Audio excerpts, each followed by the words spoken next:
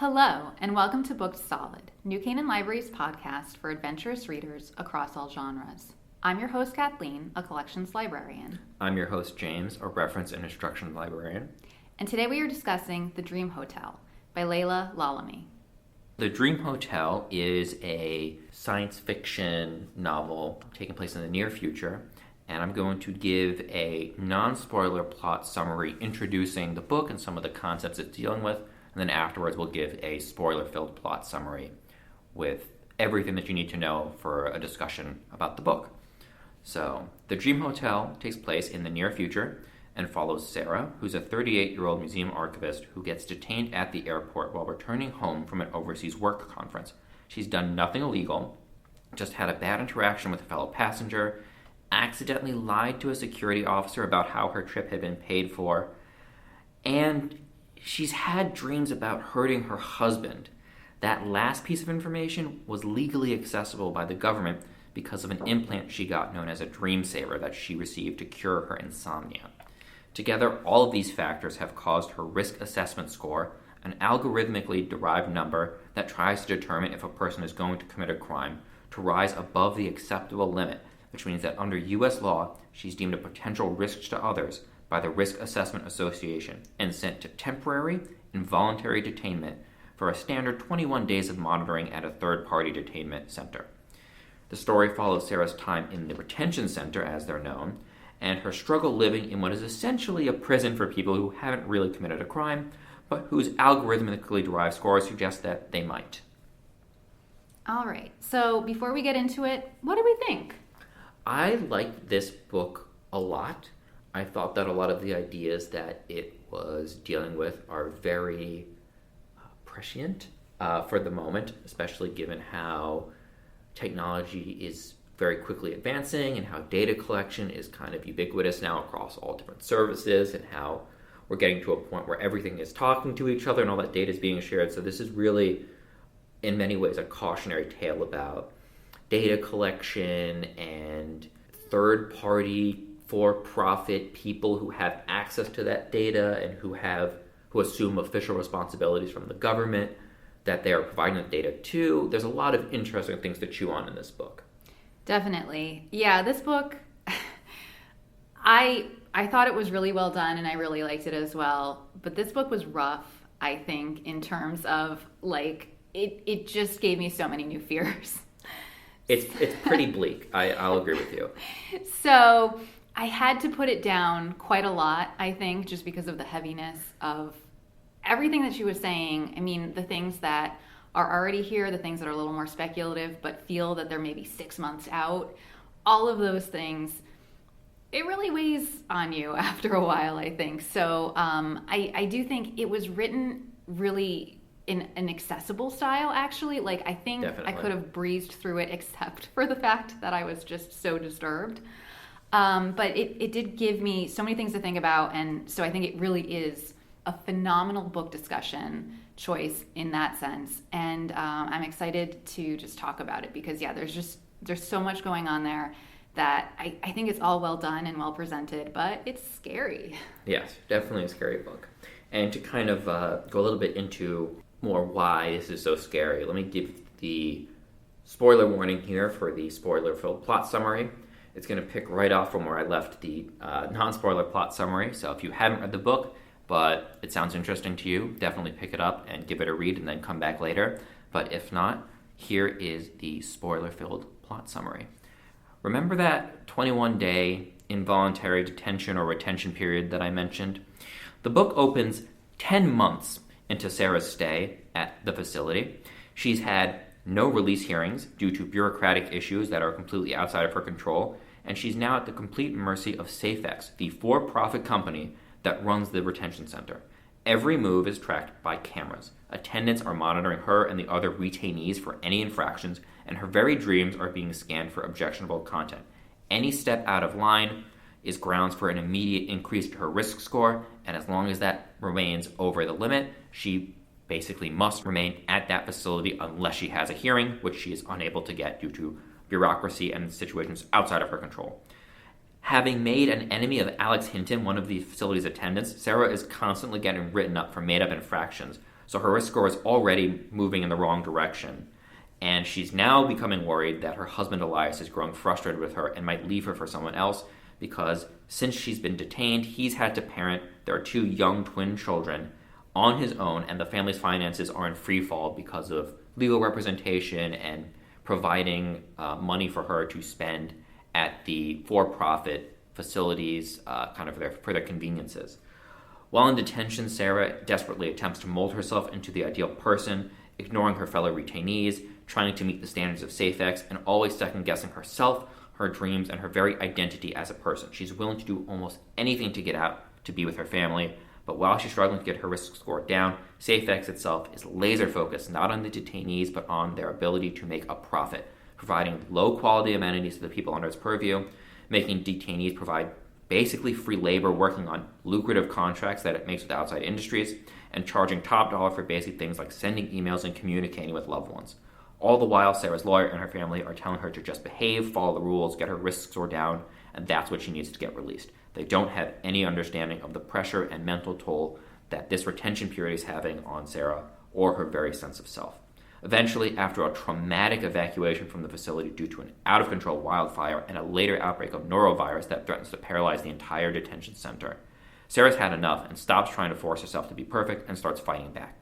Armed with information that one of the few recent detainees to have been released in the usual 21-day period was actually some kind of weird undercover corporate spy from the company behind Dreamsaver, who was doing some kind of unknown experiment on the captive population, she manages to convince enough women to stop reporting to the work assignments, which endangers SafeX's lucrative contracts. Seeing a threat to the bottom line, the chief retention officer of the facility fast-tracks her for her release hearing, rubber stamps her paperwork, and lets her go after she indicates that she is not going to hold SafeX liable for anything that she's experienced.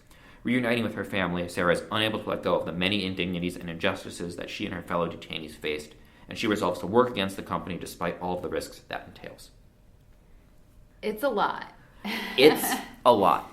And a lot of the book takes place in the detention facility or the retention facility, depending on who is talking.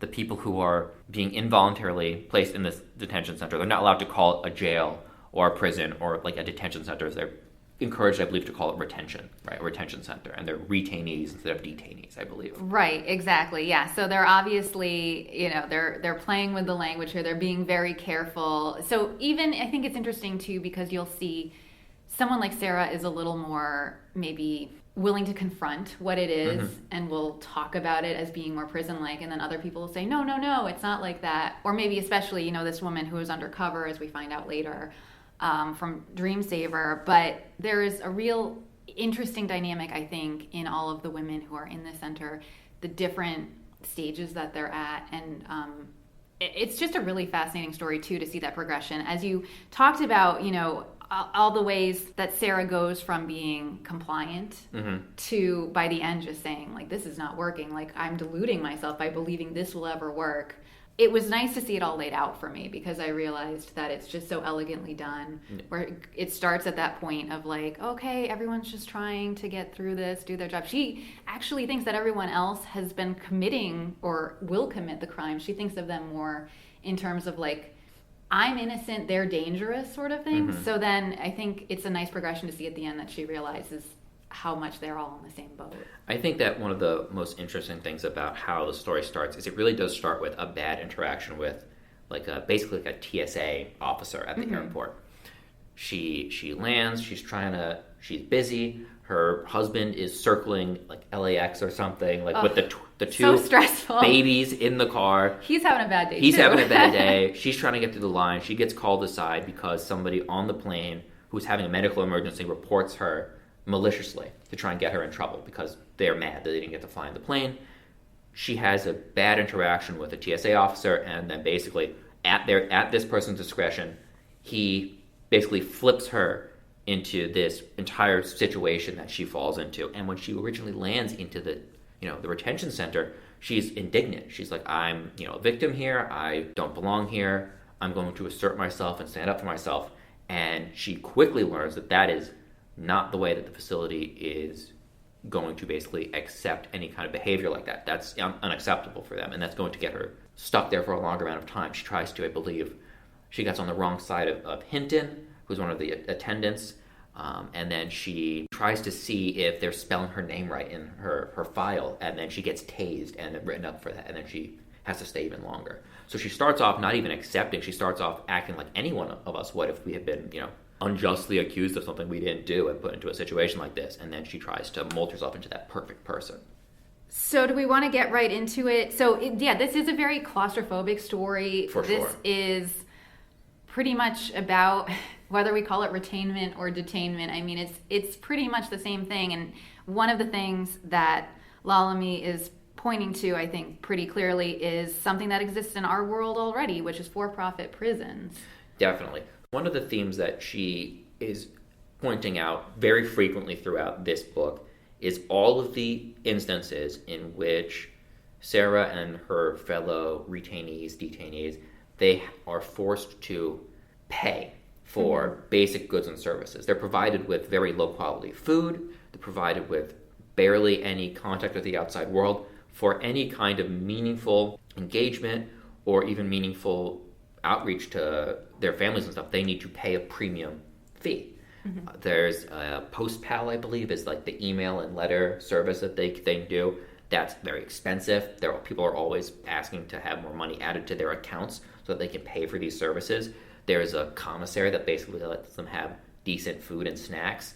If they want to get things like sanitary products for these women, they need to basically give up their privacy. If they want to get the free stuff from the facility, they have to sign up to be monitored, for their cycles to be monitored. So there's this whole really big industry within the book that's being depicted of basic things that we take for granted, being able to talk to people and communicate. That's not available to these people. Yeah, no, I mean, it's pretty horrifying. And certainly, I mean, you can read articles and you can learn about real life examples that are really not far off from this. And I think that putting you in Sarah's position and really seeing, she's actually one of the lucky ones, in fact, in that she is able to purchase goods and communicate with her family somewhat. But I thought one of the interesting and really a nice touch, I think, was this idea of her being the mother of these young children, which seems so it's such a strain on her husband, because he has these two toddlers that he has to take care of. They have I think just a stranger living with them, paying rent so they can kind of make up the money. They separated this mother from her children at a very impressionable age. So I think it helps to kind of highlight the cruelty in even a more pointed way, because it just seems so extreme to say that, for no crime, for no reason, she's going to be in this facility. She's going to be separated from her family. The struggles on both sides. And you don't see so much of what's going on with her husband or her children or her father, but you see enough, I think. I think it's just very interesting because it's not all laid out for you, but you can see one of the reasons I think that they don't always sound sympathetic to her, like why can't you just follow the rules, is because they're putting so much money into this. They're having so much extracted from them in the way that she's having her labor extracted from her. Definitely. I mean, the extraction is also a huge element of this book. You're always being confronted with the people who are doing the jobs in the facility that are not security or basically access to data are all fellow people who have been put into this facility involuntarily. They're the ones doing the washing, the laundry. They're the ones doing janitorial services. They're the ones doing the culinary services. They're cooking, they're cleaning, they're doing all of that. The company's not paying for any of that stuff. They're relying on largely unpaid labor. It seems like there's some money that they get to add to their accounts, which is, again, very similar to how things work in prisons. Right, but never a payment that you would ever be legally allowed to make outside. Yes. Yeah.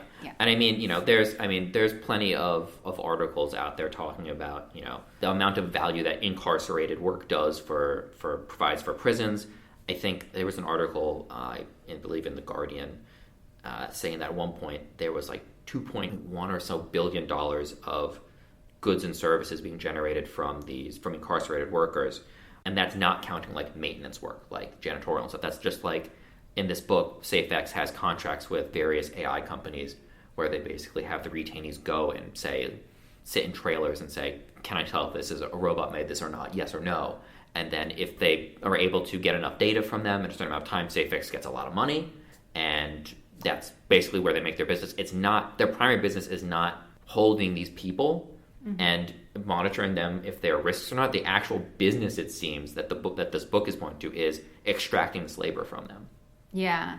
I think it does a nice job of revealing that gradually, so that you learn with Sarah, I think, what the true nature of this place is. Because at first it just seems kind of like this nightmare scenario that doesn't necessarily make sense. And they obviously have that narrative of, we're protecting, any support that these facilities have from broader societies, because they argue that they are protecting everyone from these potential criminals. That this is for everyone's safety. So I think she, on some level, must buy into that or believe that, because she thinks she is innocent as opposed to other people. But then it becomes clear that it's not about that at all. And so I think it's very elegant the way it kind of shows that. And then you come over to that side of just seeing that was really maybe never any kind of incentive for anything. It was more so about exploitation. Yeah.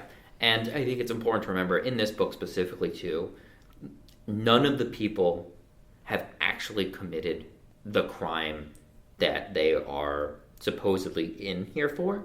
So there's not even that layer of, someone's in prison, so theoretically maybe you could say, well, they need to do something, you might as well have them work, and if that provides value for the company, well, they got to be doing something anyway.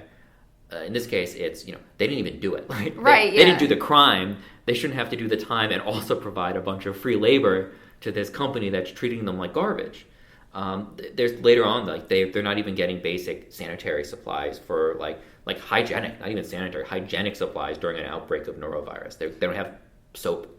Yeah, there's that part where Sarah can't get a new uniform for I don't know how many days. And it's just so visceral. It's horrific. It's horrific. And while all this is happening too in the background, they're building an extension to the facility. They have enough money to expand, and they're not putting any of it towards, giving these people any decent quality of life for things that they haven't even done yet. Ostensibly, they're here for 21 days to see if they're fine or not. And it's really horrifying to read about the environment that they're in.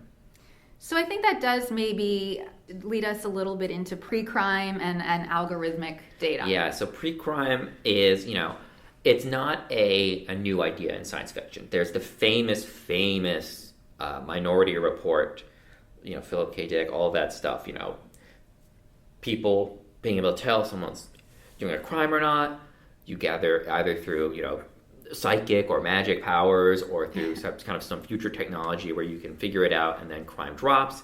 But at the same time, what do you do if you get on the wrong side of that by accident? How do you argue that you're not going to do something that you haven't done? And I think that the book is interested in the idea of pre-crime and algorithmic data in the sense that it's trying to point to the idea of security and safety, but at what cost, right? There's the classic example of if you're being put into observation, basically, at a prison or something, because of things that you've been searching online. You're searching for, bomb making, fertilizer supplies, things like that. Things that, the government would reasonably be like, well, seems like this person's up to no good. Let's bring him in, or let's question them about that, right? In this case, you could be a terrorist or a bomb maker, but you could also be a reporter or a writer who's either researching for a story or researching for a book you're writing, and then those same data points are being logged by, the government, your ISP or whatever. And then this book is basically like, what if that data is getting collected and being used against you in a really tangible way, along with everything else you've ever done, basically. Yeah. So, and another thing that the author also has, I believe, talked about in interviews is the idea that pre-crime is not just something that is in the realm of science fiction. The author points out specifically instances where basically pieces of independent data that don't necessarily say for certain that someone is about to commit a crime or has committed a crime have been used to justify bringing someone in or subjecting them to enhanced attention from law enforcement. They mentioned specifically a couple examples were New York City's stop and frisk law, where it's basically, if an officer thinks that you are acting suspiciously or, something's up or whatever, they can, in certain circumstances, stop you, detain you, and basically check to see if you had anything on you that was legal or something like that, right? And again, in very literally speaking, you haven't done anything. Right? There's not really an objection you can make to that at the time. You're subjected suddenly to enhanced attention from law enforcement. That's a very traumatic experience. It feels like a really big norm-shattering thing. And then historically, too, they have things that you would consider today to be like, man, that's nothing. That's not a crime. They had, in the 1920s, there was laws against young women who were caught drinking, acting in a way that would, indicate that you were not obeying your parents. They could commit you involuntarily, as if you were, insane. And for those would be things that weren't technically illegal for other people, but for these people, it's like, oh, you've now been committed, and that's all, you haven't done anything yet. Right. It's really interesting, I think, that how the book calls attention to these things and how the author specifically cites these as examples of times in our real history that this kind of thing has come about without any of this algorithmic data collection. That's new. This is new now, this super algorithm collection. It's superpowered it. Yeah. Well, yeah, I think that's the thing. The science fiction of this novel is not anything that feels very far beyond. This all just feels like a progression, I guess. So I think these are all things where you're just kind of looking at, well, what will it be like? I think it's always something that exists. Mm-hmm. And then it just is like, well, with technology or with things, what can it become? Which is always really scary. Yeah. And in this case, that next step for the science fiction element of it, the next step for pre-crime is the dream saver, which is, when your own dreams are being able to be used as data points against you, where does that stop? If your own head is not... Exactly. Yeah. I think that is the really scary idea here, because you think about dreams feel like the last frontier in privacy. What could be more private than your dreams? And the idea that, someone can see into your dreams, they have... It's very darkly funny too. They have that one new product that they're trying to promote as a dream saver, where they want you to share your dreams as a social media. Yeah, you can post your dreams on social media and you can have people comment on them. Nightmare. But it's just so much what else is left? Because then one of the things that we learn that they're doing is they're not only using dreams for whatever kind of algorithmic reasons, but they're also trying to insert into dreams advertising. Yes, advertisement into your brain, directly into your brain, skip the TV. And there already is, in this world, the few occasions where you kind of glimpse outside of it, it seems like advertising has become even more pervasive than it is now. It's everywhere. And it's pretty pervasive now. Yes. It's a very dark picture of our present and potential future, where technology and data collection is not necessarily being used to better our lives, but is instead being used to surveil us, right, in ways that can be easily exploited by people who might not have your best interest at heart.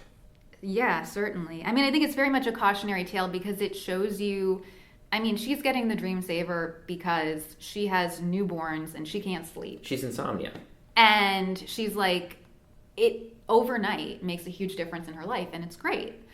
Except that then later it leads her to this. So, you can kind of see those little steps that take you to the place where the horrible thing happens, right? Initially it's a good thing. It's saving you, or even, it seems absurd to me, but maybe this will take off. Maybe sharing dreams with your friends does seem like fun, right? But then it becomes a lot more pervasive. Like everyone has access to things that they shouldn't have access to, or, you know, where are the boundaries? And there are no boundaries, which is like just extremely frightening. Yeah. I think that privacy is also, and technology and surveillance technology also, like they're really big themes in this. The retainees are always being watched by cameras. Their dream savers, if they have them, are being scanned every morning to see if there's anything in those dreams. And the explanation behind why this whole situation has come about with the risk assessment and those numbers is that in the book there was a mass shooting during, I believe, a Super Bowl. And it was horrifying, and it turns out that there was a lot of warning signs that this could have happened. So they created this algorithm that can basically surveil everything and then basically pull data points and then assign the risk score to say, you know, is this person a danger to themselves or others? You go over the risk score, you get detained. You're not in actual prison because you haven't done anything yet, but just in case if you need an intervention or something like that, they're going to have eyes on you, which sounds great in many ways. If it's not you. If it's not you, it sounds great. And in the world of the book, crime has dropped a lot because they're catching people with this net. But as the book is showing, they're also catching people who should not be here at all. And it's asking very pointed questions about, is this type and amount of data collection with this enforcement behind it ethical in any way? And the book does not seem to have a very positive impression on that. Yeah, I didn't come out thinking we got to do this in real life. Yeah, we should not invent the risk assessment agency and the scores. But I think that kind of segues nicely into one of our next points, which is with this loss of privacy, I think it leads to this loss of identity and this idea of who are we when we are being watched. So, I mean, I think you definitely see with Sarah, like she is losing herself by necessity. Basically, the only thing that she kind of has grounding in her life is she has a journal where she writes down her dreams. And it's not just like a casual thing. She's writing them down because she thinks that she's going to have to testify about what her dreams are actually about, instead of the worst possible bad faith interpretation of those dreams are that someone could potentially take to keep her in detention. Yeah. And you do see her when she starts. She says that in her own mind, she thinks that she is not a person who would ever hurt her husband. She thinks that it's just dreams that she's having because she's frustrated, or, you know, dreams are just things that happen sometimes. And by the middle of the book, towards the end of the book, she's seriously questioning it. She's like, could I be this person? Because she's been so beaten down by this system and by how people are treating her. She's not in her right mind. This being under surveillance, her every move and action being questioned and second guessed. She's trying to mold herself into someone who is completely unobjectionable, and by doing that, she's identifying who she is as objectionable. Yeah. And she hadn't done anything. Yeah. I mean, I think that's probably where it gets the most harrowing, is the deeper you go into this, the more you're in it with her. She can't, I think, at any moment put her defenses down. There are cameras watching her. She can't speak out loud what she's planning or thinking. She doesn't get to see her family anywhere near often enough to feel a connection with them. I mean, I think that she has these thoughts about, you know, is her husband going to leave her, things like that, because that's been basically severed. And yeah, it's just absolute powerlessness.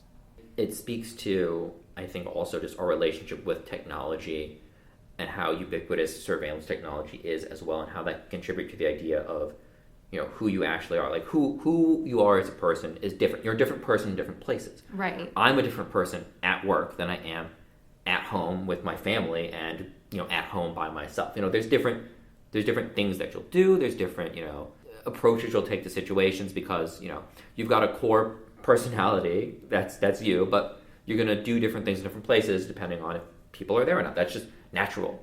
That's a natural thing to do. And the book is basically saying, okay, but when you're fully under observation all the time, and even your own head isn't safe from that kind of, those eyes on you, what does that do to you what does that do to society? It's funny. I was thinking the other day, just thinking about this book discussion, it's like, there was a time when if you were a kid, you could get on your bike and ride down the street, and if there was no one in the other homes and there was no one, on the road, you could just ride your bike up and down the street, basically like it didn't happen, right? Now, there's 8 Ring cameras that have tracked you up and down the street, and, law enforcement could grab that footage if there's some other crime and they've caught this kid on the street. Like, that's like a weird private moment that you would have otherwise had that's not actually private anymore. You've been surveilled. And that's that's not even it's not even a negative thing necessarily. Like, it's like there are cameras, so what? But at the same time, the book is positioning Roland as like everything is on the table and it could be used against you. And the only thing that is, stopping it from happening is somebody's good or bad day. Right. Yeah. I think that's the thing is it's just such a thin line. It's, it's like you can be lucky. You can rely on people being decent, all of these things. But in the end, you don't have as much control as you think. Yeah. It's one person having a bad day that could be the difference between you being a valid target of these enforcement mechanisms or you just going about your Tuesday. Mm-hmm. It's definitely a heavy book to read through. The story's not light reading by any means. All right, so what is our assessment? Do you think this was an effective depiction of a near future world? Did you view it as a science fiction book? What were your thoughts?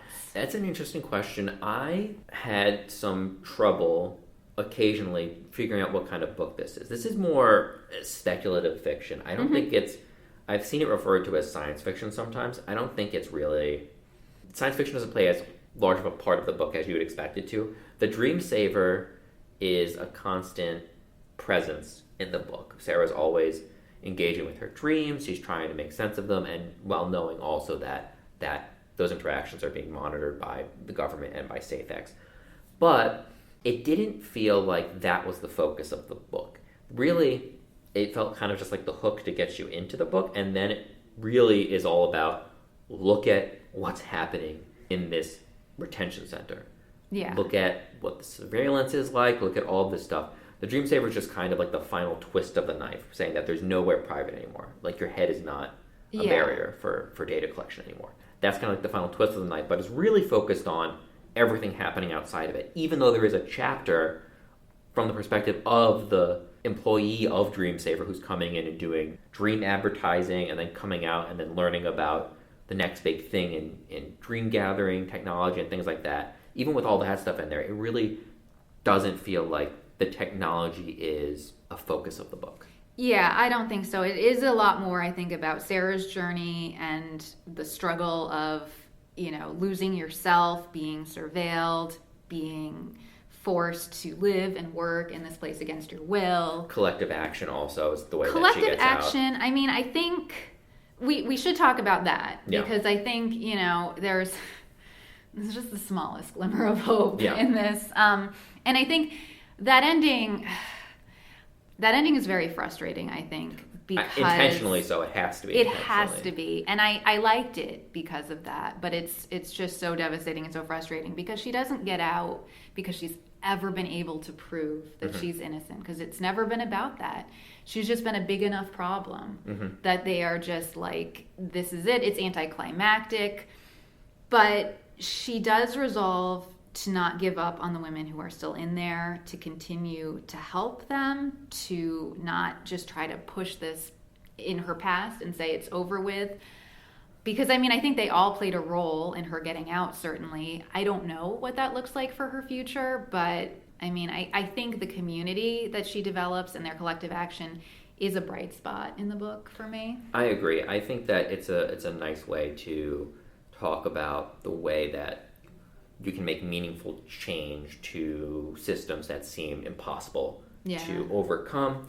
One of the things that the book does, I think, really well is it keeps on, even in chapters that feel like asides, that are like corporate meeting notes that are being taken by robots, basically, of just people talking about how it's all about the profit motive. They're really focused on the profit. They really don't care too much about what's going on in the center as long as the goals are being met. You've got little asides basically saying like the person who's behind the risk assessment government department is running for high office. So it's like all of these things that the reader is being conditioned to think is very bad, they're all moving in ways where they're going to get worse. The center is getting an expansion. The people who are behind this whole thing are kind of moving into higher political office. All this stuff is happening, but Sarah still manages to get herself and another woman out because they organize together and they work towards a goal that they know will provide some kind of traction going forward, and they don't let the fact that it seems like so little has been accomplished get them down. Yeah. Sometimes it is difficult when you feel like everything is against you to keep going, and I think that having this book end so anticlimactically, but Sarah still continues to choose to try is very meaningful. Yeah, definitely. Yeah, so I thought, it was a good ending. It was an appropriate ending. And I really was glad that I read the book, but also a little traumatized. Yeah. I would say also, if I had complaints about the book pacing sometimes, a little off, it took me a little while to get into it. And then once I got into it, while they were in the detention center, a couple major things happened. The two major things being there's a wildfire that forces the center to evacuate, which is a horrific experience. And then there's also the norovirus outbreak, which is also horrific. But otherwise, they're really just kind of in the center. They're being surveilled. They're doing basically, it's like a prison narrative in many senses. Yeah. And sometimes that can feel a little slow. So if pacing is an issue, like if you're a reader who needs perfect pacing to kind of get through a book, you might struggle with this a little bit, but definitely worth a read. Very interesting look at what it would mean to be subject to the most surveillance you could possibly imagine. Yeah. Suddenly. Yeah. Good for her for imagining this, because I don't think I could have spent the time trying to follow it down that rabbit hole on my own. Oh, but it's very well done, very well thought out. Yes. So do you have a quote for us? I do, yes. This is Sarah. She is thinking about, when we're talking about loss of identity, this is kind of along those lines. She has learned to wear a mask of detachment, has become so adept at it that someday she fears it may become her only face. Yeah, I mean, I think that definitely touches upon the major themes there with that loss of identity, as we said. What if you faked it till you made it too much? That too became much, who you were. And really in a situation where it's not worth it. She's always thinking, if I just try a little harder, people are telling her, if you just try a little harder, and it's not about that. All right, well, do you have any read-alikes for us? I do. The read-alike I am choosing here is Hum by Helen Phillips.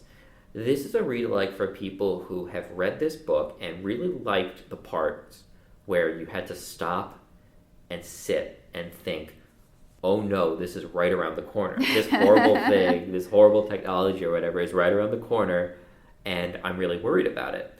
Because while reading Hum, I experienced that a couple times where I had to stop reading and take a couple walks. Hum is a book about, I'd say, far future-ish. On Earth, it's very much more science fiction-y.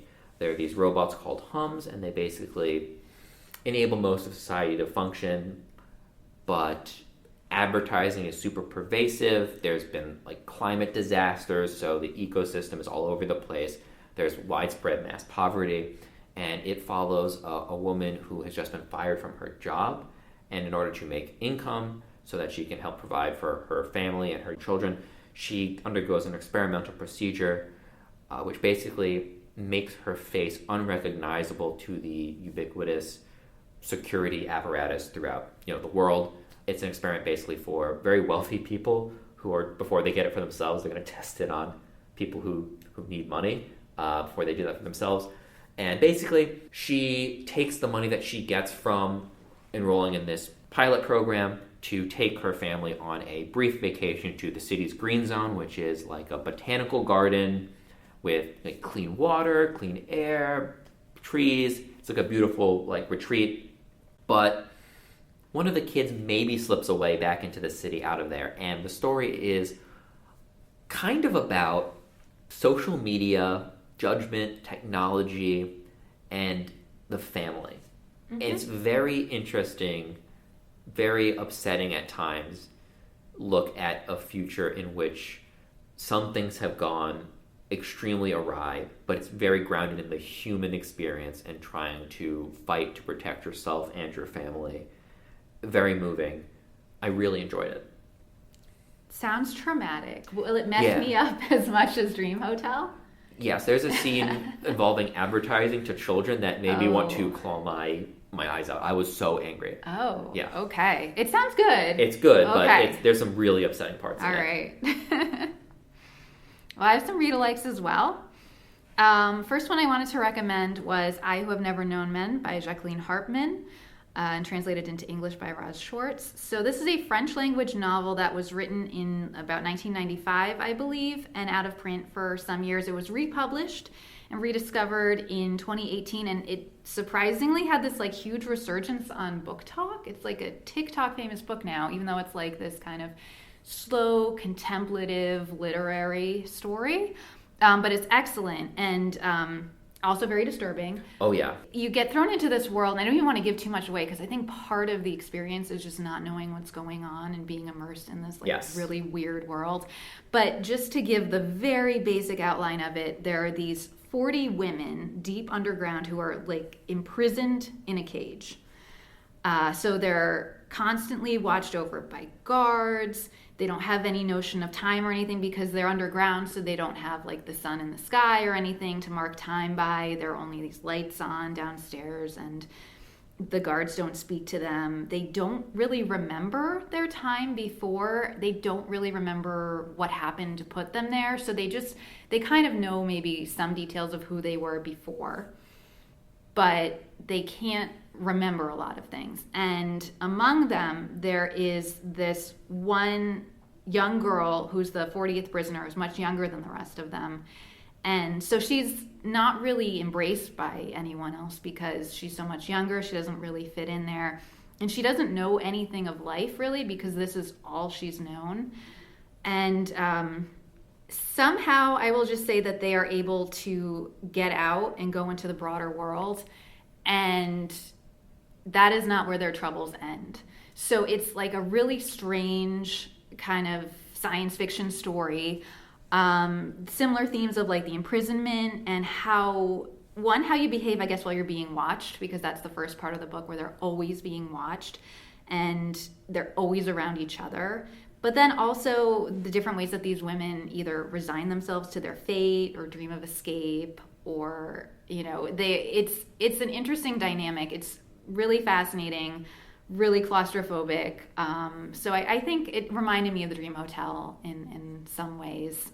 It goes some very surprising directions for sure. That's a really good book. I read it recently. I never knew where it was going to go, and it was a fun discovery. I was like, why is this book so popular? And I think it's just everyone is drawn to it because it's so mesmerizing, but it is very unique. Yes, for sure.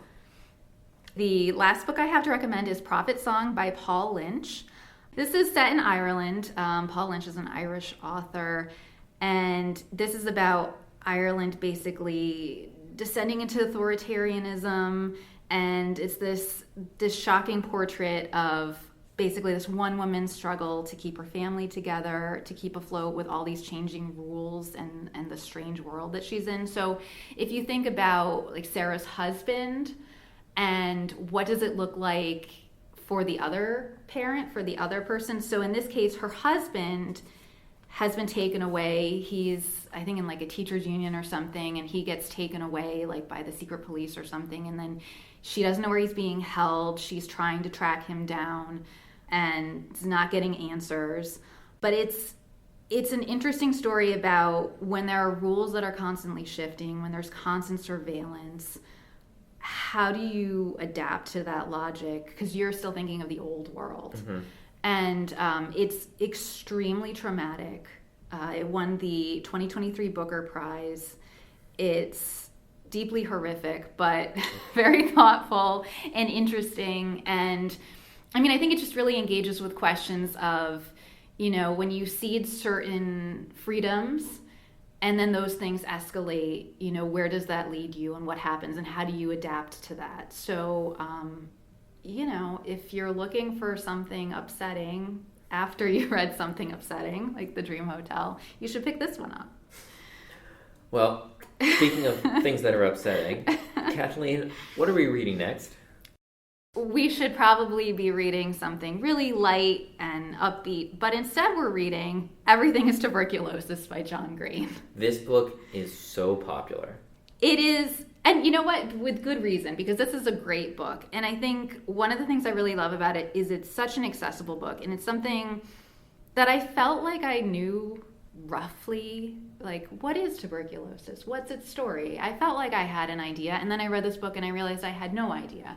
So, I mean, it's just about the different ways throughout time that we've approached tuberculosis. So, at times it was romanticized as a malady of the poets, and now it's been rebranded. It's really indicative. John Green uses it to show just like injustice and inequity in the world, because we have a cure, but not everyone has access to that cure. So that's one of the lenses that he's seeing it through. So he also balances it with a personal story of a young tuberculosis patient that he meets in Sierra Leone named Henry. And so I liked the balance between like the personal story and also just this history spanning, millennia of what tuberculosis is, how we've come to think of it. In terms of, like popular science books, I wouldn't say that I read a ton. So this one really spoke to me because it was so accessible. It was written in such clear, engaging language, and despite the subject matter, I had a great time with it, so I'd really love to discuss it. I hear it's really surprising while you're reading it, the kind of stuff that you just learn about tuberculosis and the kind of things it's affected in the world as well. So many things. That's what's so fascinating about it. It's unbelievable. So we're going to be reading that next time, and I hope you enjoy it. I do too. It sounds really interesting. All right. Well, I think that's everything for this episode. Thank you for listening. Thanks for listening.